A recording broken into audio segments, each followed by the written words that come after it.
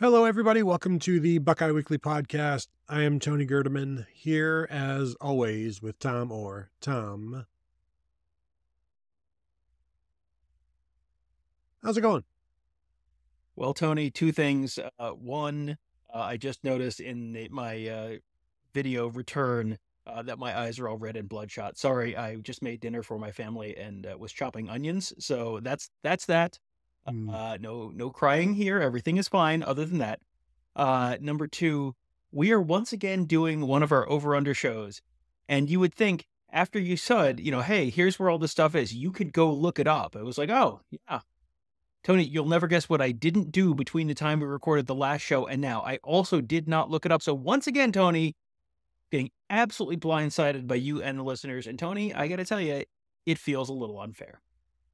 Well, and it's not a competition, Tom. It's just, a little preparation wouldn't hurt anybody. And again, you knew where to go. You chose not to do it. Um, I'm not going to yell at you. I'm used to this level of effort from, frankly, both of us. So if I yell at you, I'm kind of yelling at me, and I'm not going to do that because I am the only person that can't find fault with me. So let's get started, Tom, because I've got some here for you.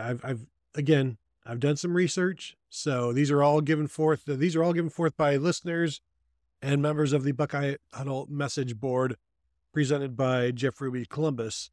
The first one here, Tom, let's talk some defense. And it comes from at ITP CFB, which is Inside the Pylon podcast there on Twitter. Denzel Burke over under 3 interceptions. And the thing is, when they give us the whole numbers, it really kind of clouds some things. I will tell you, Denzel Burke, although this number is kind of interesting because 4 is a lot, 2 doesn't seem like enough. So 3 seems like a possible, maybe a likely push. Denzel Burke has 2 interceptions in his career, 3 years as a starter, 2 interceptions. They are planning to be more aggressive this year. We saw him come away with the lone interception that Will Howard had thrown to that point in camp, according to Denzel Burke last Thursday. So over under 3, I feel like taking an under on this one is it'd be a slap in the face to Denzel Burke, and I'm not going to do that to him. I would go over, knowing that I'll be okay with a push. I just don't, there should be more than 2, but I don't know if there's going to be more than 3. Right. It feels like a push might be the most likely outcome here because Denzel Burke, if you listen to the morning show on Tuesday this week, had some interview clips with Denzel Burke, and he talked about the fact that he was really trying to get more, the defense on the whole was trying to get more interceptions. In particular, was trying to get more interceptions. Said PBUs are cool, pass breakups are cool. They want interceptions.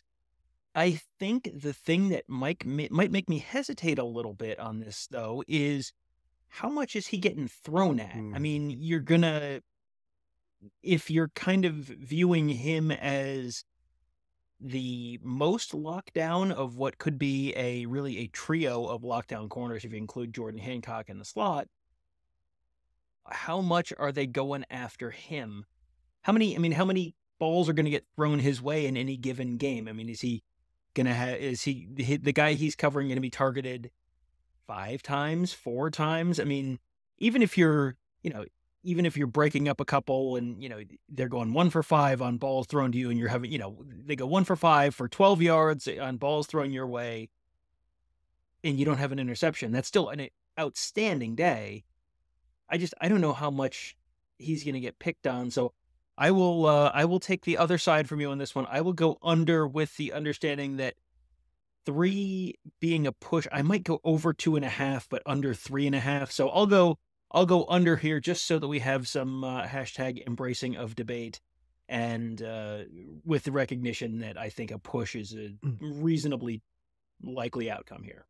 As you were talking, and I was thinking, I was ignoring what you were saying and thinking in my brain about this. I feel like 2 is probably more likely than 4. So I'm going to take the under. I'm not sure what you said, Tom. You probably went with the over. I'm going to go with the under for that reason. I think 3, in order of likelihood, 3, 2, 4, I guess. And so I will take the under as you did as well. Copy me there. let's go ahead and stay with some interceptions because I've got some information here. So this is from @Southpaw_TRA. He wanted us to set a number of total interceptions this year for the Ohio State defensive backs. Last year, they had 6. The year before, they had 5. 2021, they had 9. 2020, they had 5, the COVID year. Only once in the past 6 years have they gone over 10, and that was 11 in 2019 with that defense. The 10 years prior, they always had double figures. And 2016, they had 18 interceptions. You're like, well, they're never going to get there because, that's Malik Hooker. That's 7 interceptions right there. However, in 2014, they had 19, which is a heck of a lot. So over these past, 16 years, the average number of interceptions for the Ohio State defensive backs is 10.75. So if I set the number at 10.5, knowing that they've had 11 in the past 2 years total, 10.5, Tom, where are you going? That's very interesting because as you were reading back through the years, and 2021 was the big positive outlier in this category, I thought, well, maybe there's some correlation with bad defenses and teams are throwing more on them. I mean, the 2021 defense was great. The 2020 defense also, back end of that defense was not great. So you had teams throwing more and maybe throwing deep more, and maybe that leads to more interceptions. I think I'm going to let the trend be my friend, Tony, as they say.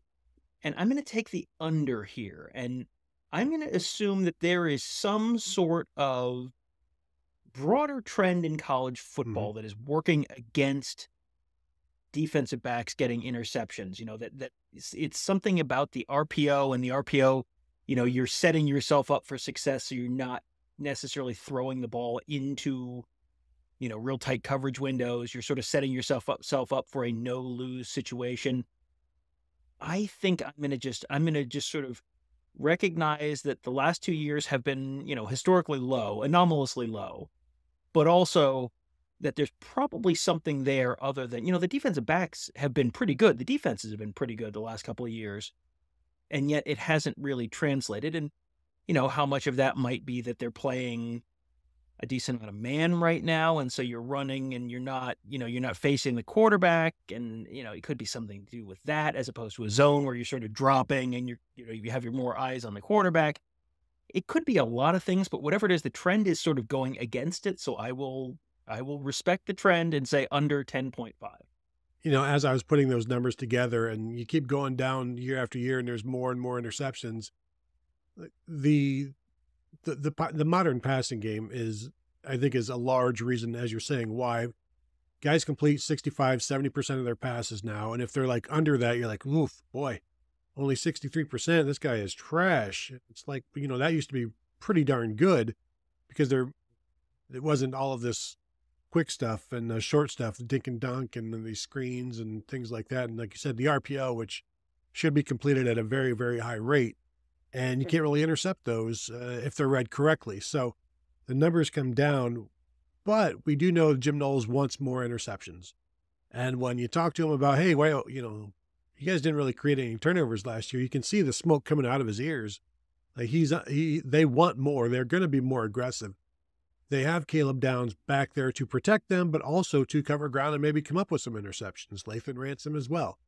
It's a very, very good secondary. I do wonder how often they're going to be on the field, though. I think you're going to look at a lot of 3 and outs, things like that. But also, if they've got some 3rd and longs, that's going to lead to a few more interceptions.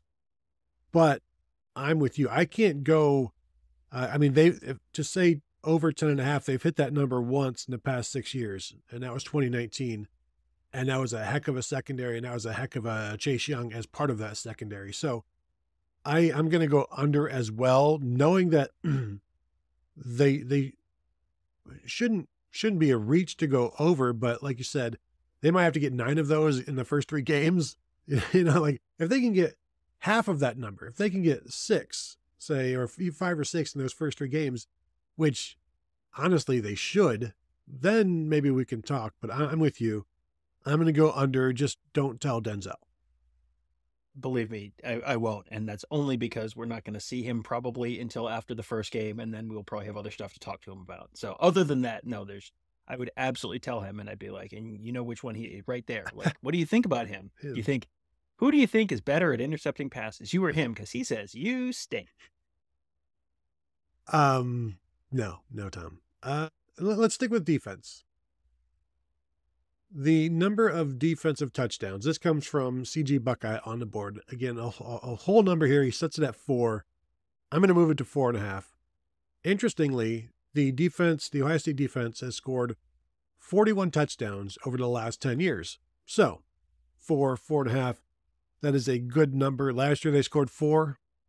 The year before they scored 3. 2021, again, that outstanding 2021 defense with all of those interceptions scored 6 touchdowns, which is the most other than 2016 and Malik Hooker, basically in the last decade. So in the last 10 years, that 2021 amazing, outstanding defense that somehow got a defensive coordinator fired, scored more touchdowns than just about anybody in Ohio State history, wasn't enough to keep him as the defensive coordinator. The number is 4.5. They have hit that number just twice in the last 7 years. That seems like a lot. It does seem like a lot. And yet I feel like this is just one of those things where it's not entirely random. But a lot of it is kind of, is the other team throwing out routes where you can jump one and have basically walk into the end zone? Are do you get a strip sack where, the 2021 season, one of those defensive touchdowns was a strip sack where Jerron Cage picks it up and rumbles in from 50 yards against Penn State. I think they might have had 2 pick sixes in the end of the Maryland game, maybe. I'm remembering like a Cam Martinez pick 6 and did Craig Young have a defensive touchdown in that game, maybe? I mean, yeah, and, Craig Young and Cam Martinez in 2021 were not, Denzel, Burke, and Davis Igbenogson. These are kind of one-off kind of plays. Haskell, I remember Haskell Garrett tipping a pass to himself and intercepting it in the end zone. These are not plays that are, where there's incredible correlation between this guy, this is a great defense, and then they're getting a bunch of, yeah, there are guys who do it. Malik Hooker was great at it. Ed Reed back in the day was great at it. Like you've got guys who can do it, and maybe Caleb Downs fits in that role here. But these are really just kind of one-off, very hard to predict. There's not a lot of correlation necessarily with the quality of the defense and number of scores. So it sounded like you were trending towards under, so I'm just going to say over just so that there we go. We disagree. One of us will be right. The other will be mocked, laughed at, pointed at the end of the season. And isn't Tony that what it's really all about? I will take 5. Just seems like, since they've only done it once in the last however many years and only done it twice in the last 8, like they could have 3 in the first 3 games. They could have 4 in the first 3 games. And then, they still play, they still play Penn State. And that's usually good for 1.5 on average. They get Indiana, they get a true freshman quarterback in Dylan Raiola. So like there's some opportunities there. Whoever's throwing the football for Northwestern or run, it won't just be interceptions, of course, but I'll go under just because I don't want to always have to agree with you. That's not the point of the show. Nobody would want that. Nobody would do that, frankly. So that's, let me see, what else can we do here for the defense? Because we've got quite a few. And okay, here's one from Inside the Pylon podcast again. They're putting a team total of sacks for the Buckeyes here at 35 sacks total. Now, the last 8 seasons, they've averaged 37. So this feels like an easy over. However, again, how often are they going to be on the field? We know they're going to want some sacks, and they're going to go after them. But I think the number of plays that they play this season, at least in the first 3 quarters, will be pretty low. And there'll be some 3-and-outs and, all of that. And so the number of sacks, I don't know if it's going to be as impressive as people like. However, longer season, I'm going over 35. All of those things you just said, yes. I also just feel like we have sort of seen Jack Sawyer maybe take the next step that everyone has been sort of waiting on from him. And so you figure he's probably going to be good for, I feel like he's going to, I don't know if we'll get to individual sack totals, but he might be in the 8 to 10 range maybe this year. And we keep hearing, what does everyone keep saying about CJ Hicks, Tony? What is CJ Hicks good at? Good at blitzing. Oh, is that a fact? Is that a fact? So you're probably going to get some there where they haven't necessarily gotten it. And you just go through the last few years and it felt like year over year over year, you constantly saw them almost getting to guys. So close to getting guys. Oh boy, he hit him just a second after he threw it. Oh, it's so close. It feels like they have been very close. The coverage with the secondary should be tighter, so you maybe have to hang on to the ball a little bit longer, which maybe sets up the pass rush to get there, especially if you're getting a little more exotic with your blitz schemes and your line stunts and all that kind of fun stuff. I am going to go over the fact that they're going to play more games. I will say, certainly helps with that if they're playing 15, 16 games, whatever it is. But also just feels like they have not been incredible in sacks in any year since really Chase Young left. So, that being the bar that they have to clear, I think they can do that. So yeah, I will say over on. We'll see how if you go over again here, because we're going to stay with the sacks, which, as we know in bold predictions, just stay away from them. It just does not work out when you're trying to predict any kind of sacks. But this comes from at Southpaw_TRA. Total sacks for the defensive line. He did not put a number. So Tom, what I did is I went and grabbed last year's numbers, which were 22. And then I went and grabbed the sack numbers from 2019 for the defensive line. No reason. That was 39. So you got 61 sacks those 2 seasons. So I'm setting the number at 30.5. A wide data set of a low number and a high number, meeting somewhere in the middle. Very good defensive line, very good secondary, which will allow the defensive line to get more involved and get those sacks. 2 very, very good defensive ends, a very, very good pass rushing defensive tackle, and Tyleik Williams. 30.5. How do you feel? Because if I had my druthers, which I do not have my druthers, if I had them, I would have done more research.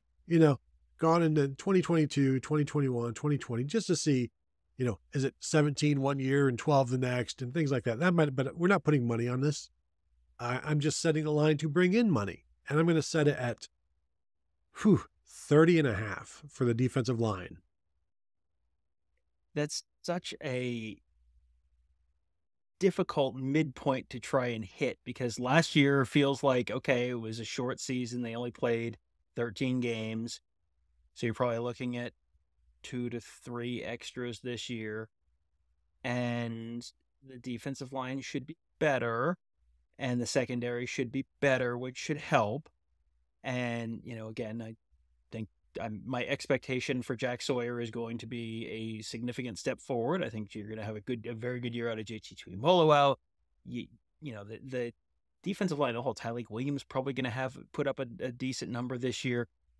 You might have 3 guys on that defensive line who put up more sacks than anyone had in the 2022 season. I think Jack Sawyer led them with 4.5 that year, I believe. I think you might have like 3 defensive linemen who are at the 4.5 level at least, and maybe more. Man, 30.5 is a lot. And, the game has changed since 2019. A lot of the stuff that was like new and revolutionary in 2019 has become really commonplace, and is sort of working against you in the same way that we talked about, the short passing game and the RPO and that kind of stuff, where you're getting the ball out more quickly. Man, I'm going to take the over, but I'm just going to take the over based on the extra games. I think, looking at 15, 16 games, that probably gets you there because you're going to have a game, that you're basically asking for 2 sacks a game from the defensive line, give or take. And you're going to have a game where they get 4 or 5. Like, I don't know who that's going to happen against, but it's going to happen at some point. So I'll say they go over 30.5 this year. Will this impact your thoughts when I tell you in 2022 the defensive line had 24? Now, however, remember that outstanding, amazing 2021 defense that had all of those touchdowns? They also had 33 and a half the greatest defense sacks. in Ohio State history, some are saying, yes. The defensive line had 33 and a half sacks in 2021. So I honestly don't think sacks and defensive touchdowns are indicative of a good defense anymore. Well, I mean, the 2019 Ohio State defense, which is sort of the benchmark for great recent Ohio State defenses, had a huge number. The 2021 Ohio State defense, which is sort of the benchmark for terrible Ohio State defenses in non-COVID seasons recently, is also pretty high. So yeah, I feel like we may have overthought this quite a bit. I'll just say over and we'll move on. How about that? I will also say over and we will move on. So let's get you some, one last defensive one before we talk about some other things. And we've got 2 of them here, two different people asking us to discuss the number of Ohio State defensive points per game allowed. So at iShark8 sets it at 9.9 points per game, and Buckeye for Life on the message board sets it at 10.4. The 10.4 being what Michigan's defense allowed last year. 9.9, obviously, just trying to set the number at double digits or single digits. Tom, I will tell you the last defense, I think we've talked about this before. The last defense to go single digits was, because I know Alabama, was it Alabama 2011? Yes, 8.2 points per game. Played LSU twice, gave up 9 points total in those games. Bad LSU offense. I think Arkansas was like the only other ranked team. That was a really bad Penn State team that they played that year. So good defense, not a great schedule. There's no way that that Ohio State's defense is going under 10 points per game, in my opinion. So I'm definitely taking the over on that.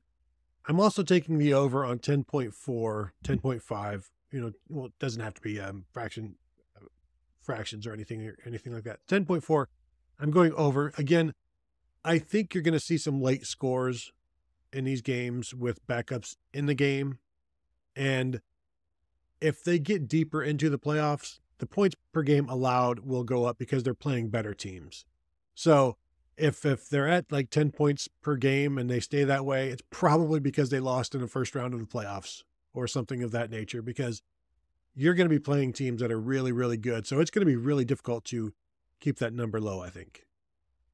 Yeah, I think that's definitely true. I'm definitely going over on both of those numbers. I'm just looking up right now. Oregon last year scored 44.2 points per game. Ohio State could theoretically play Oregon 3 times this year. So, I mean, the issue, you're running into like a lower bound issue where you can only shut out Akron so hard. Like you can't hold Akron to negative points. You can only hold Akron to 0 points. And even last year, they played a FCS team in Youngstown State. Guess what? They gave up a touchdown, 7 points. So you're basically almost to your average right all with that. Western Kentucky last year, I think, scored 10 points. Like you're okay. That means the Western Kentucky game hurts you in terms of scoring 9.9 because you're actually slightly above that. So given the fact that you're going to have to play Oregon, you're going to have to go to Penn State, you're going to have to play Michigan, you're going to, you've got, I was going to say you've got Iowa. Maybe they will go under. I don't know. You've got a Brian Ferenc-less Iowa. So you've got decent teams on your regular season schedule, but then you're probably playing Oregon or Penn State or Michigan again in Indianapolis. And then you've got to go play, potentially 3, could be 4, top 12-ish teams in the nation. And those teams are going to be rather definitionally among the best in the country. So because you can only shut out the bad teams and hold them to 0, and you can't, bank negative points there. Believe me, if you could, I would have done it the last couple of years. It has not been done, so therefore it cannot be done. So yeah, I'm going to go over on that. And if they hold teams to 11 points a game like they did last year, given what should be a much more difficult schedule this year, I think that would be a remarkable achievement. It just, if you haven't done it, if no one's done something since 2011 Alabama, which is really historically great defense, who I think LSU crossed midfield in the national championship game. That was just, that was one of the greatest defenses ever in the Nick Saban strangle the life out of you era before they were trying to actually play offense. Like that is about as good as it can get. I don't know that anyone's ever going to beat that number, the 8.4 or whatever it was for Alabama. So yeah, I think I'm going over on both of these. I can't even imagine a scenario where somebody beats that number. So let's talk some offense here. And this one comes from, these are from at Ice Shark 8 as well. He set the over-under on the team rushing total as the 2019's rushing total, which was 3,735 yards. That was 14 games. That was 266.8 yards per game. If you go 16 games, that would be 233 yards a game. If you go 15, that's 249. In 2020, Ohio State was at like 256 per game. These are all numbers that, man, there will be games where they're at 250 yards rushing per game, but averaging that, they're going to be running the ball in the fourth quarter. We know that. Honestly, they should be able to average like 250 yards rushing per game with the style of offense that they're going to play and the addition of Chip Kelly and the running backs that they have. You just wonder, you start putting all of these numbers together. 250 yards rushing, 250 yards passing, or 300 yards passing. That's the goal. 300 and 250. They have the makeup to do that, but that team, 2019, you had a 2,000-yard rusher. Well, we just said on previous show that they're probably going to have 2 1,000-yard rushers. Is that any different? When you've got 2 starters like that, 3,735 yards as the team rushing total. Tom, what say you? I'm going to say they go over that. And I think, frankly, this is a more interesting conversation if we're doing it on a per game basis, because potentially having, as we keep saying, this is the single biggest factor in a lot of these calls is, hey, they might play 2 to 3 more games than they have in a bunch of previous seasons, which when you're looking at season totals, yeah, that's going to have a pretty material impact on what those season totals are. I don't know that they're going to necessarily go over the 265 or whatever it was yards per game that they put up in 2019, but I would definitely feel pretty optimistic about their chances to go over the just raw yardage total. Because if you put up, say you've got 2,200 between your 2 running backs, however that's divided up, and you got Will Howard's got another 400, 500, whatever, whatever his total is. So now you're at 2,700, James Peoples is going to have, whatever, 500 yards or 400 yards, whatever that ends up being. Sam Williams Sticks, another couple hundred. You're going to have Tony. They're going to be in 3rd and short at some point. It means you're going to see Emeka Ibuka and end arounds into the boundary. So, you're going to have some of those. It feels like you're going to get there. You're going to have, one of the walk-on running backs is going to have a 60-yard touchdown against Western Michigan or something. Like feels like you're going to get there. I don't think also this is a team that's going to take a ton of sacks, which will help keep that number up as well. So given all that, yeah, I'm going over. 233. If they played 16 games, they just need 233.5 yards per game. That seems pretty doable. I will go over as well because I feel like I should probably look to see when was the last time they had 400 yards rushing in a game, because I could see that happening. That's a lot, but just they may bank some yards in a couple of these games. and go from there. Here's another one from iShark8 at iShark8 on Twitter.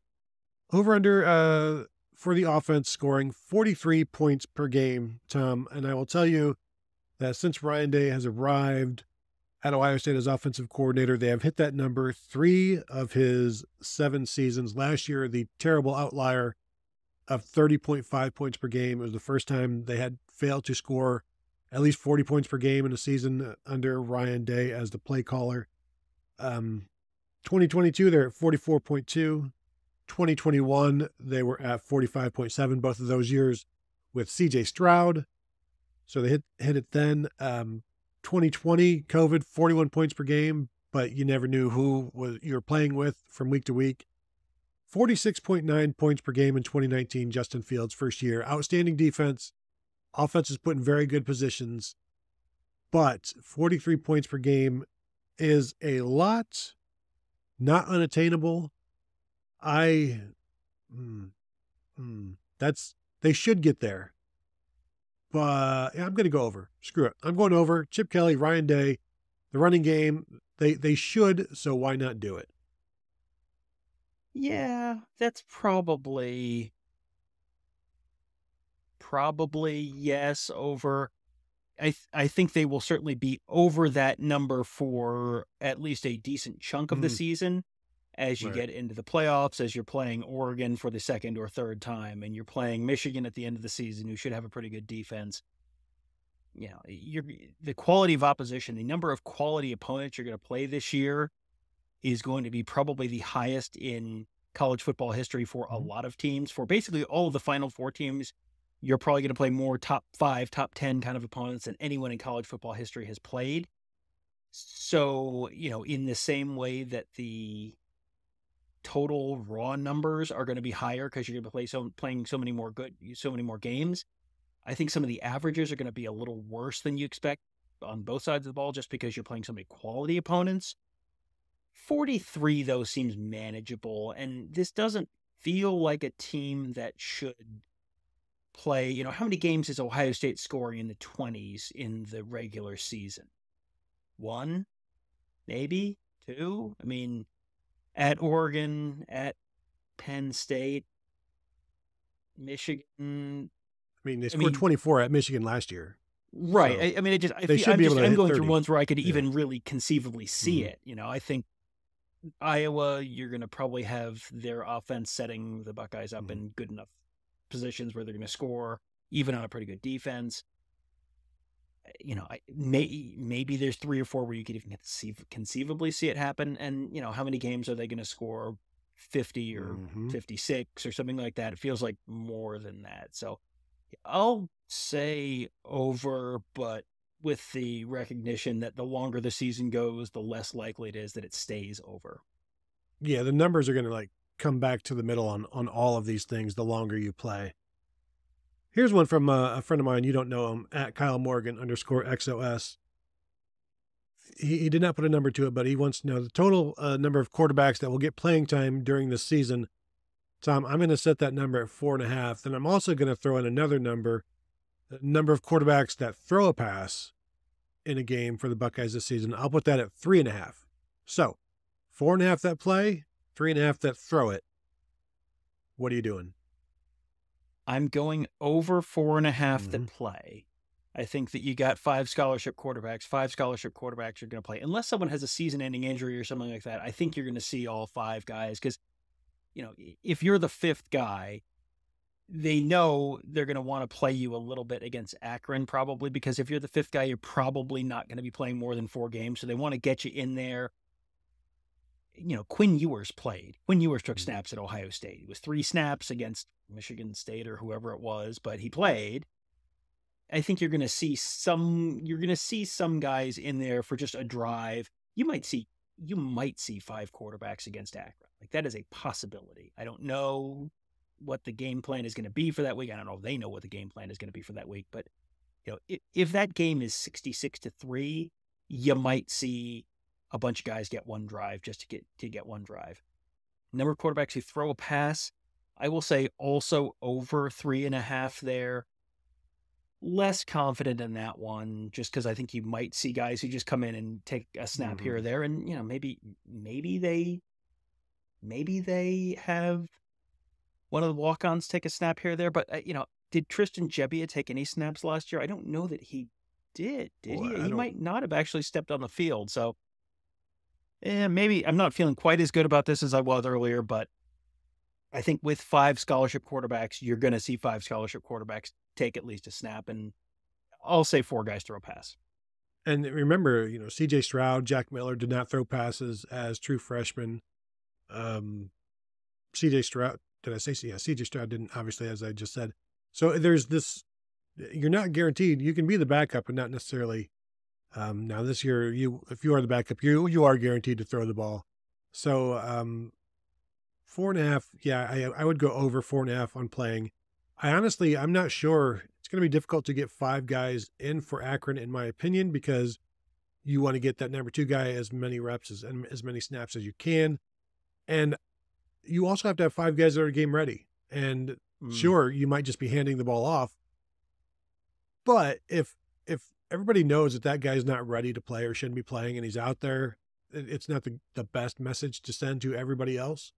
When, you don't need that 5th quarterback to hand the ball off. The 4th guy can do it and do it just fine. Throwing a pass, I'm with you. I would go over. What is 5 is more likely than 3, in my opinion, of throwing a pass, because 3 is or not only 3, rather, like 5. I think I feel like more than 3 is the way to go. So I'm going to need to go over on that one, Tom. I think it's just a matter of the 5th quarterback. We can just is Aaron Noland, and so at some point later in the season, you're not really necessarily trying to get somebody snaps who is the 5th quarterback, but will there even be opportunities? You're talking Purdue, Northwestern, Indiana as the 9th, 10th, 11th games, and by that point, I don't know that you're really concerned about that sort of thing anymore. No, at that point, I think if you're going to have 5 guys take snaps and 4 guys throw passes, it probably needs to happen by the end of September, because the Akron game should be out of hand in the middle of the 2nd quarter. The Western Michigan game should be out of hand by halftime. The Marshall game should be out of hand by halftime. The Michigan State game, based on how the Ohio State-Michigan State series has gone in a lot of recent years, could be out of hand at halftime. If it's going to happen, I think it's going to happen in September, because once you get to the, mid-late October or something like that, you're really more focused on getting guys ready. Hey, if we have to get the 3rd guy, if you have to get the 2nd guy and you have to get the 3rd guy into a game that really means something later in the season, you got to get them game ready. If you're trying to kind of just get guys off the bench and get guys some reps, that's going to happen earlier in the season. So I do think it's more likely that exactly 3 guys have passes than 5, I guess. But I think you're more likely to have, 4 is probably the single most likely number of guys to throw passes or to appear in games. But I'd say 5 is more likely than 3. And I could absolutely see a scenario where you're just trying to get guys in there. You want to be able to say, frankly, I think probably saying, every single one of the true freshmen this year, saw game action. I think that's probably something that you're going to, you can bring up on the recruiting trail in terms of, I don't want to go and sit for multiple years, stuff like that. And with the redshirt rule being what it is, I think you're going to want to have those guys out there. And, if you're out there and you're playing in a game, that's going to keep people happy, right? I mean, that's probably true. I think you're going to see a lot of running backs. I think you're going to see a lot of wide receivers. I think you're going to see a lot of everything, because if they feel like the guys can do it, like, they're going to do it. Let's talk running backs. This is from a friend of mine, Jordan Kapler. You don't know him. He just says, I'd like to know the over-under of sets with 2 running back sets. Now, I didn't put a number on there, and there's no way to quantify this. I'm just going to say this, Tom. I'm going to set the number of games where we see two back sets. And we could just say Quinshon Judkins and Travion Henderson in the backfield together. If I set that number at 7.5, which we've only seen two back sets, I don't know, a couple of times in the last couple of years, frankly. But things are different now with those two. So I initially had a number at 4.5. That seemed way too low. And then I jumped it up to just 7.5 as we're talking here, because it feels like that's a good thing to have. So it's a good thing to do. And we haven't seen it. There's not a lot of scouting for it right now. But I feel like there are things that you can do with those two guys, because Travion can catch the ball. He can go be a receiver for you. And together, those guys, they're very talented. Two of the most talented players in the country. Does it allow you to take a tight end off the field? I don't know. Or do you need the tight ends in there, which means you're going to have to take a receiver off the field? These are all things that they're always considering, but this is another package that they can do. So I'm going to set it at 7.5, Tom, knowing that could only be half the games they play. I'm going to take the over on this, and I'm doing it with a tremendous amount of hesitation because I keep thinking back to talking to Mike Weber and J.K. Dobbins back in 2018, right? About, oh yeah, we got packages where we're both on the field. It's like, how many snaps did we see with those two guys on the field together? None. They might have been on the field together once, and then there was like a false start or something, and then they took them back off the field. We never saw it again. It was one of those things that, it was the jack position of the running back room, Tony. We kept talking about it. We kept hearing about it. And we never actually saw it. So I'm going to say over here, however, because I think once you see it, you're going to see it every game. I think that's something that we might not, maybe we don't see it until like the Oregon game. And then you get into a goal line set against Oregon and you break it out again, and that's your big, one of your big wrinkles for the Oregon game or something like that. And then once you've shown it, you can show it, and then you can, iterate off of what you've shown against Oregon and other games. And then you're just putting a bunch of stuff on film to get people, 4 snaps every game and then give people lots and lots of stuff to worry about and show them all sorts of different stuff they got to deal with. They got to worry about later in the season, make people waste a bunch of time. So yeah, I will say over, because I think you're probably, I think you're going to, once you see it, you're going to see it. And I think you're going to see it in the Oregon game. And this would not even include the wing T where you got 3 running backs. So this is a completely different thing. This is just 2 running backs that we're talking about. Last one, and then we'll go. This is from @DylanEveryday on Twitter. Number of Will Howard touchdown runs. He has set the number at 10 because that was Justin Fields' number in 2019. I will tell you, Will Howard rushed for 9 last year. So 10 is a pretty good number. Obviously, he's a guy that can power in. They shouldn't necessarily need that, but we've seen them struggle in the red zone, and a quarterback that can run the ball makes you more effective down in the red zone around the goal line. He's 6'5", he's 235 pounds. He's a powerful guy. Could be seeing some quarterback power, I would assume, this year. And I'm thinking under, but then as anytime you go under, you're like, yeah, but the number of games, you got a lot of games. So for that, 10 is still a lot, and 11 is even more, Tom. I'm not sure if you're aware of that. So I would go under, because there are enough guys that can score touchdowns on this team that you don't necessarily need the quarterback to do it. And I think a couple of his may come from like 17 to 34 yards, frankly. Skip, I got to tell you, you're wrong about everything you just said. I think I'm going over here, and the number of games is one reason why, but he's going to rip off a couple. We have seen him rip off a long run. So, I'm going to say he's going to have a 50-yarder at some point in the year. Just we saw it in practice. I feel like we're going to see it in a game at some point. You're probably going to have a couple just absolute walk-ins on the goal line where people are crashing really, you're looking at when you show Tony, you've got your Quinshon Judkins and Travion Henderson got, formation on the field. guys can be crashing down on those guys, and then you pull it and you walk in. You're going to have a couple of those. Just the number of games. He wasn't like a full-time starter last year for Kansas State, and he had 9. So it feels like, he has a lot more weapons this year. I'm going to go over.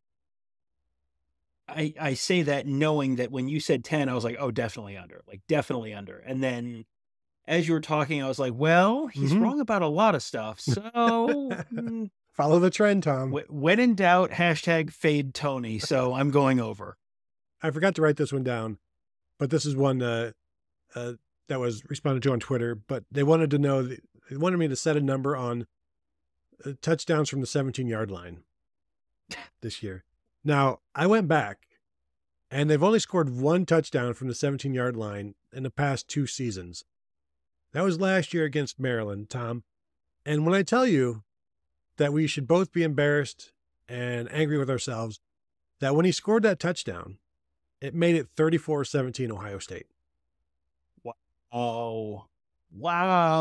What a moment. The most Buckeye Weekly moment of maybe the history of Ohio State football, and we didn't even notice. That's sad. Tony, really, when you think about it, we're busy. We're doing a lot of stuff on a game day. I blame the listeners. I blame the viewers for not bringing that to our attention. We're busy working. They're sitting at home on the couch eating cheese doodles. You've really let us down, everyone. We just want to let you know that we're not mad. We're just disappointed. Just very, very disappointed. But hey, while you're here, go ahead and hit the thumbs up on the video if you're watching this on YouTube. We would appreciate that. Subscribe to the channel if you have not. Subscribe to us at BuckeyeHuddle.com if you have not done that yet. Say hello to us there on the Buckeye Huddle message board presented by Jeff Ruby's Columbus. So that will do it. I hope you had some fun with the over-unders that you set, and appreciate you guys tuning in, and we will talk to you all later.